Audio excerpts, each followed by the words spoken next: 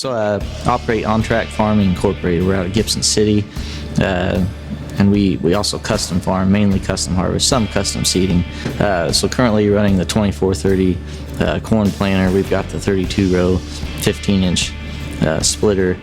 With the two of them together, we'll cover anywhere from 6,000 to 8,000 acres, depending on conditions and whatnot. So I think it was 2012, and high-speed planting was fairly new, at least to me or in our area.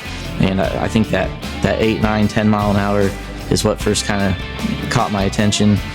Looked at one, the way it was built and designed, simple. All the CAN bus system made the single row shut off, all the things that on other planters we were adding. It seems like our planting window every year gets smaller, the weather doesn't cooperate, and it used to be everybody would run maybe one planter and plant corn and then beans, and now it's corn and bean planters running at the same time, and it's all about timeliness. So that speed is huge for what we do, just to get things in the ground and still do even a better job than we're used to at a high speed. I think in the past you could always pick out certainly in corn, obviously, the rows that were in between those tires. You could see that all the way, close to harvest even at times, and if conditions were damp and whatnot. And I don't think we've had an ideal spring to plant, it seems like, for 3 or 4 years now.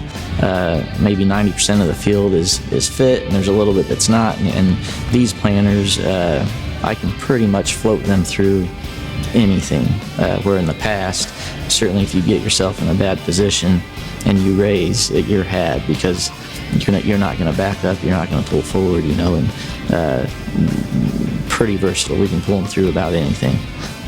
Having the bigger tanks and seed capacity, we can run longer, later into the night. We're not having seed tenders run around between planters. Things are more efficient. It's heavier, which you would think could be a problem, and it's with the tire situation and how those planters are balanced, and running maybe 1,000 gallons of liquid in the front tank as well. No issues, so it handles it well. Yeah, in my area, that was the first of its kind.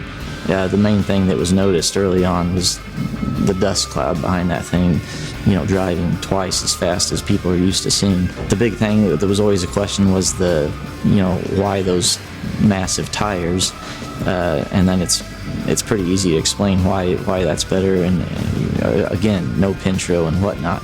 But definitely had people looking and asking questions, wanting to know more, and how you could even plant that fast. And I know many of them came back once it had emerged, to check it out as well.